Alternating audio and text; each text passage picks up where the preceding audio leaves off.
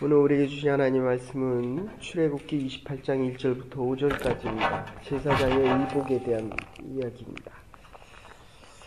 다시 말씀을 함께 교독하실 때 살아계신 하나님의 음성을 다 함께 들으실 수 있기를 바랍니다. 한 절씩 교독하십시다. 28장 1절부터 5절까지 나머지는 여러분들이 집에 가서 꼭 읽어보시기 바랍니다.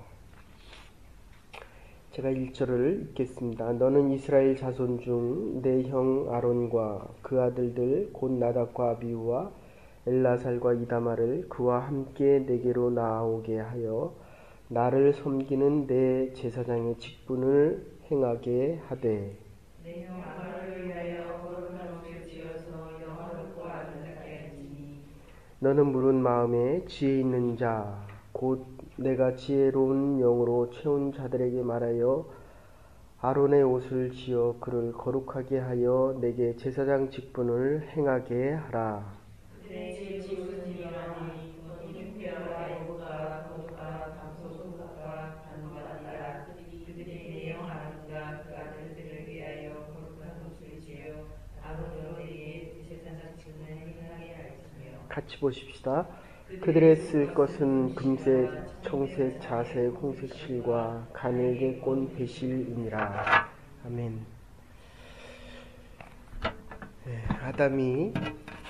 아담과 하와가 선악과를 따먹으면서 이제 하나님과의 인간 관계가 단절되었습니다. 그 관계를 회복시키기 위해서 하나님께서 필요한 사람을 부르셔서 하나님과의 관계에 화해를 선포하십니다. 그게 대제사장과 제사장입니다. 아론 지파 사람들입니다. 그래서 로마서 5장 10절에 보시면 곧 우리가 원수되었을 때 그 아들의 죽으심으로 말미암아 하나님으로 더불어 화목하였은즉 화목된 자로서 더욱 그의 살으심을 인하여 구원을 얻을 것이니라. 지금 중요한 것은 이 대사장의 직분, 제사장의 자손들은 하나님께서 택하신다는 겁니다. 그러니까 군대로 따지면 내가 지원해서 가는 것이 아니라 하나님이 필요해서 부르시는 겁니다. 차출하는 겁니다. 제가 육군에 일반 보병에 지원을 했는데 이게 수색대로 이렇게 착출됐습니다. 그러면 내가 원치 않아도 다른 병사들과 다른 훈련을 해야 됩니다. 지금 마틴 루터가 종교개혁을 하면서 만인 제사장 설을 이야기합니다. 저도 여러분도 똑같은 제사장이다. 그런데 중요한 것은 과연 이 제사장의 직분을 감당하며 살아갈 수 있는 자. 그러니까 내가 원해서 제사장이 되기도 하지만 하나님이 맡기신다는 겁니다. 하나님이. 정말 중요한 것은 하나님 앞에 섰을 때에 이 계산을 할 때에 이게 부도가 나지 않아야 된다는 겁니다. 우리가 1년을 살고 한 달을 살면 버짓이 분명히 정해져 있는데 누구는 많이 쓰고 누구는 적게 씁니다. 누구는 남았고 누구는 모자릅니다. 어떤 때는 남고 어떤 때는 모자릅니다. 적어도 하나님 앞에 섰을 때에는 하나님이 주신 일에 대한 계산이 적어도 모자르지는 않아야 된다. 그래서 이 제사장의 직분 감당할 때 하나님께서 이게 지금 왜 그랬냐면 지금 이스라엘이 이 정도 될 때 출애굽기 28장 정도 되면 한 많이 잡는 사람들은 200만 명 정도, 최소한 150만 명은 됐을 것이다 라고 이야기하는데 지금 여기 방백들도 있고 천부장도 있고 오백부장도 있고 백부장도 있는데 아직 제사장이 없었다는 겁니다.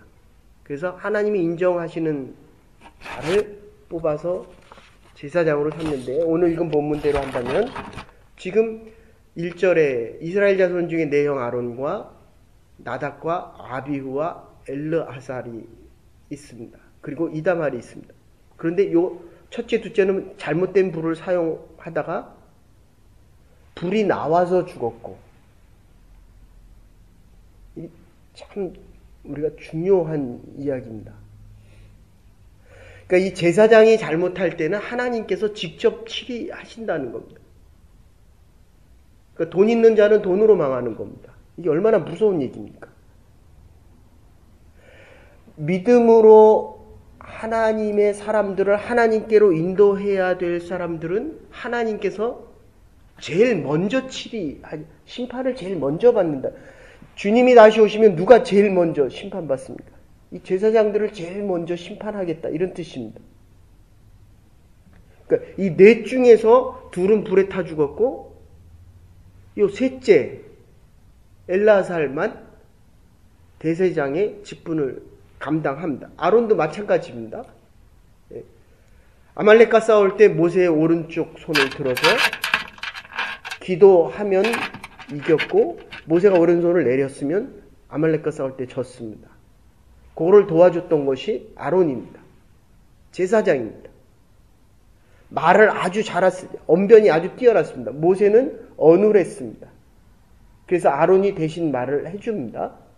그런데도 모세가 십계명을 받으러 시내산에 올라갔을 때 금송아지 만든 것도 아론입니다. 참 모순되는 상황입니다. 근데 요 아론 구스 여인과 결혼할 때 또 모세를 비방했던 것 또한 아론과 미리암 누이였습니다. 지금 이스라엘 백성들 이 솔로몬의 아들 르호보암이 있다가 7일을 잘못하니까 여로보암이라는 자가 나타나서 이스라엘 12지파 중에 10지파를 데리고 북이스라엘로 올라갑니다. 그러니까 북쪽으로 가서 나라를 차리고 한 게 뭡니까?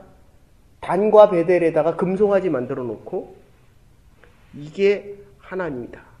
이유는 이스라엘 백성들이 북쪽에 있다 자꾸 예루살렘으로 내려가서 예배를 드리고 오는 거예요. 그러니까 아예 금송아지를 만들어 놓고 이게 하나님이다 라고 이야기했습니다. 아방하고 이스라엘 북이스라엘의 이 아방하고 그리고 여호사밧하고 또 전쟁할 때 함께 전쟁을 해서 이방 나라를 물리치러 나갑니다. 그럴 때 이 아방과 여호사밧이 있다가 이 400명의 금송아지를 섬기는 거짓 선지자들에게 물어봅니다. 우리가 나가서 이길 거냐? 그랬더니 이 400명이 한결같이 이길 것이다. 그럴 때 하나님의 선지자 스마야만 있다가 당신은 나가면 질 것입니다. 전쟁에 나가서 지고 아방이 죽어버립니다. 성경에 보면 우시아라고 하는 왕이 나옵니다. 아주 선정을 베풀고 정치를 잘했던 왕입니다. 그런데 선지자가 늦게 오니까 자기가 예배를 집례하고 자기가 분향을 하고 자기가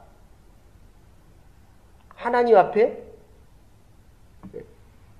기름을 부었습니다. 그랬을 때 아사랴가 와가지고 80명의 제사장들과 함께 하는 얘기가 왕이시여 이것은 왕이 할 수 없는 망령된 일입니다. 그만하십시오라고 할 때 우시아가 잘못을 고백하고 회개한 것이 아니라 무슨 소리냐라고 하면서 화를 냅니다. 화를 내자마자 문둥병이 생겨서 왕이었음에도 불구하고 쫓겨나서 왕에부터 폐위가 돼서 아예 이스라엘 공동체에 들어오지 못하는 일들을 당하게 됩니다. 지금 중요한 것은 우리가 하나님의 일을 하고 싶다고 해서 하는 게 아닙니다. 하기 싫다고 해서 안 하는 게 아니에요. 하나님이 부르시면 이게 소명입니다. 하는 겁니다. 내가 하기 싫어도 하나님이 하라고 하면 하는 겁니다. 이게 왜 그러냐면 레위기의 11장 16절에 그렇게 이야기합니다. 하나님께서 부르실 때 하나님의 합한 자를 부르는 겁니다. 거기에는 신체적인 결함이 없는 자 이렇게 이야기를 하는데 하나님은 완전하신 분입니다. 그러니까 하나님 보시기에 완전한 자, 인간이 완전한 자가 어디 있습니까? 그리고 지금은 좀 뭔가를 하는 것 같은데 또 시간이 지나고 나면 불완전해집니다. 지금은 좀 의롭게 행하는 것 같은데 또 다른 환경에 처하면 또 죄를 짓고 살아갑니다. 근데 어쨌든 이 하나님이 부르신다라고 할 때는 하나님이 그때는 그 사람을 쓰시겠다라고 하는 이야기입니다. 어저께 말씀드렸죠.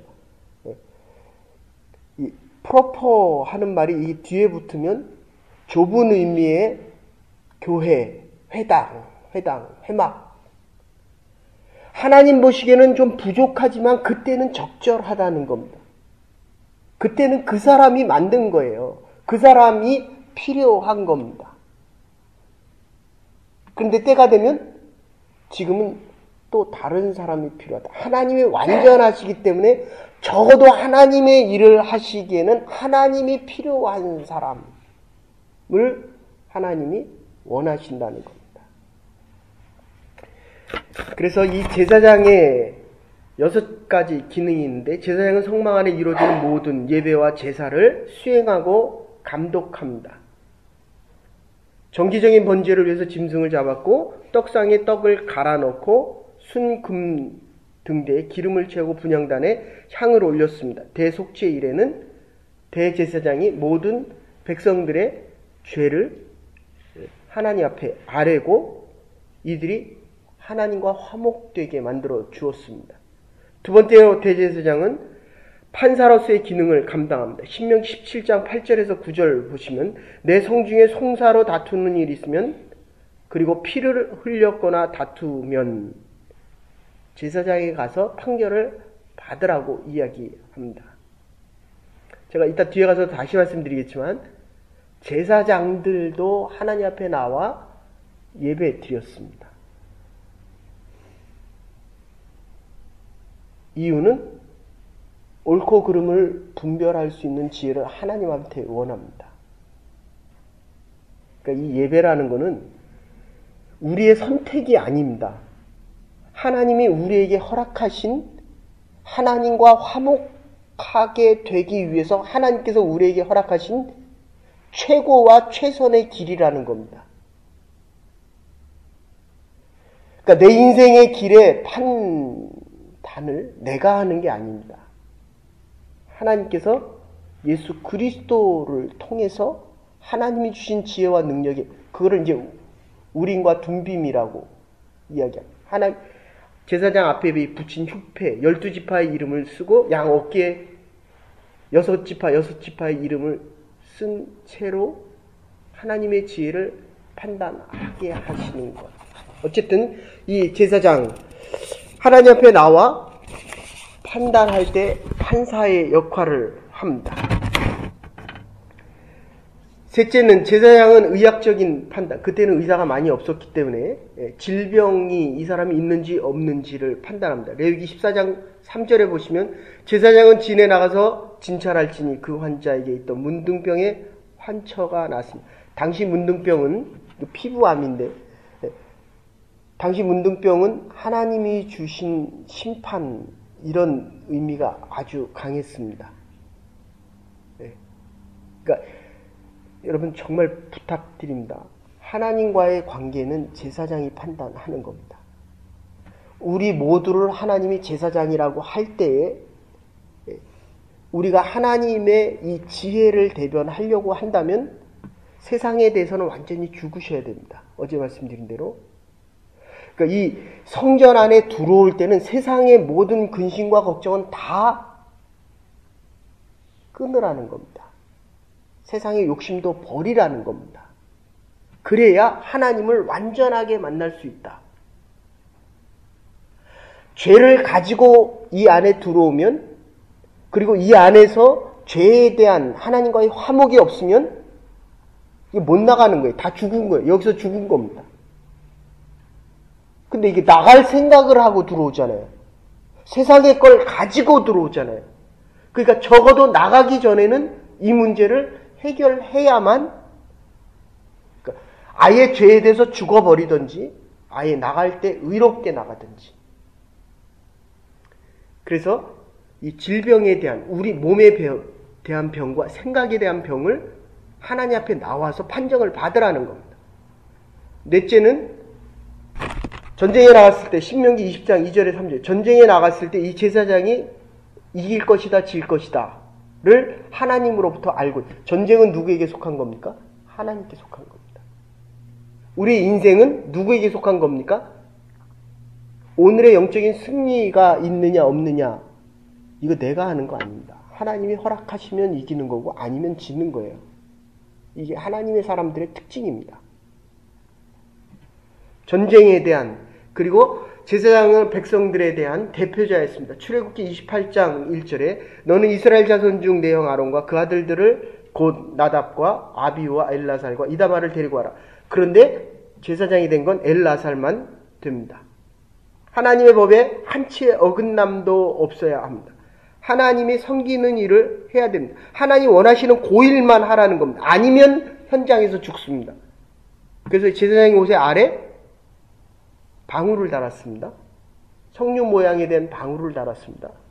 소리가 안 나면 죽은 거예요.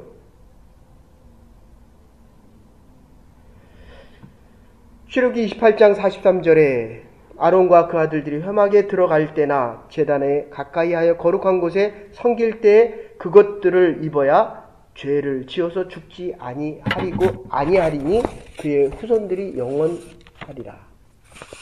그냥 간단하게 말씀드립니다. 어제도 말씀드렸지만 이 제사장이 입은 옷들은 안에 이렇게 속옷을 입고 그 다음에 통으로 짠 옷을 입습니다. 요거 제사장들만 입고 대제사장들은 그 위에 옷을 하나 더 입습니다. 에봇의 밑옷 이렇게 이야기하는데, 에봇은 가운데 흉패를 붙여서 12지파의 이름을 씁니다. 그리고 어깨에 12지파의 이름을 다시 얹습니다. 여러분의 가슴 속에 무슨 이름이 새겨져 있습니까? 그죠? 폴하고 피더의 이름은 있잖아요. 남편 이름 있습니까? 있다 없다 합니까?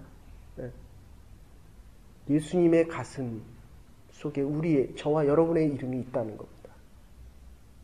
이게 제사장의 특권입니다. 세상의 모든 짐, 어깨에 짊어진 것, 이제 주님 앞에 내려놓으라는 이야기입니다. 군인들은 이 계급장 가지고 살아가잖아요. 그죠? 이게 예수 그리스도께서 하나님과 우리의 죄를 회복시켜 주면서, 화목해 해 주시면서 우리의 이름을 이 어깨 위에 올려놓으셨다는 겁니다. 그래서 예배가 중요합니다. 자꾸 내 인생의 무거운 짐을 내가 짊어지지 마십시오. 주의 전을 찾을 때마다 주님께서 우리의 짐을 양 어깨에 그래서 이른 양 한 마리를 가서 찾으셔서 이 어깨에 짊어지고 오시잖아요. 그 원래 원어상의 의미가 한쪽 어깨가 아니라 양쪽 어깨입니다. 우리의 인생을 살아갈 때 반만 얹히고 살아가는 사람이 있어요. 그죠? 반은 세상에 두고 반은 주님 앞에 두고. 그러니까 이게 자꾸 실수하고 무거운 겁니다. 우리 주님이 저와 여러분의 인생을 두 어깨에 짊어지시고 우리의 가슴, 예수 그리스도의 가슴 속에 주님의 가슴 속에 우리의 이름을 짊어지고 계신다는 겁니다. 색깔에 대한 건 어제 말씀드렸습니다. 금색과 청색은 예수 그리스도의 신성이고 자색은 예수 그리스도의 왕권입니다. 홍색은 예수 그리스도의 순환과 대속을 이야기합니다. 배실은 예수 그리스도의 죄 없음을 상징하고 있습니다. 여호와께 성결이요 모든 죄인이 하나님 앞에 나올 때 회복되어질 수 있음을 이야기합니다. 출애굽기 28장 2절에 내 형 아론을 위하여 거룩한 옷을 지어서 영화롭고 아름답게 할지니라. 거룩한 인생입니다. 하나님이 우리를 죄로부터 회복시켜 주셨습니다. 오직 예수 그리스도를 통해서만입니다. 사람들이 보기에 보잘것없는 인생일지 몰라도 하나님의 영광 중에 살아가는 것, 이것 예수 그리스도의 양 어깨에 있기 때문입니다. 그리고 아름다운 옷이라고 이야기합니다. 우리의 인생은 세상에 있는 그 어떤 것보다도 아름다운 인생을 살아가게 될 것입니다. 주님이 우리와 함께 하시기 때문입니다. 부름받은 이 제사장의 직분을, 대제사장의 직분을 감당하며 오늘도 하나님 안에 살아갈 수 있는 부름받은, 택함받은 하나님의 제사장들 될 수 있기를 주의 이름으로 축원합니다. 이제는 교회 머리 되신 우리 주 예수 그리스도의 극진하신 은혜와 하나님의 원하신 사랑과 성령의 감화 감동 교통하심이 오늘도 주님의 가슴팍에 우리의 이름을 새기고 우리의 모든 무거운 짐을 제사장의 두 어깨에 짊어지신 것처럼 대제사장 되신 예수 그리스도께서 우리의 남은 인생을 이제까지도 어깨에 짊어지신 것처럼 우리를 영광의 빛나는 인생 중에 아름다운 인생으로 영화롭게 거룩하게 살아가기로 결단하는 부름받은 주의 백성들과 하나님의 교회 위에 이제로부터 영원토록 함께 하시옵기를 축원하옵나이다. 아멘. 오늘도 아름답고 거룩하고 영화로운 인생 살아갈 수 있는 하나님의 백성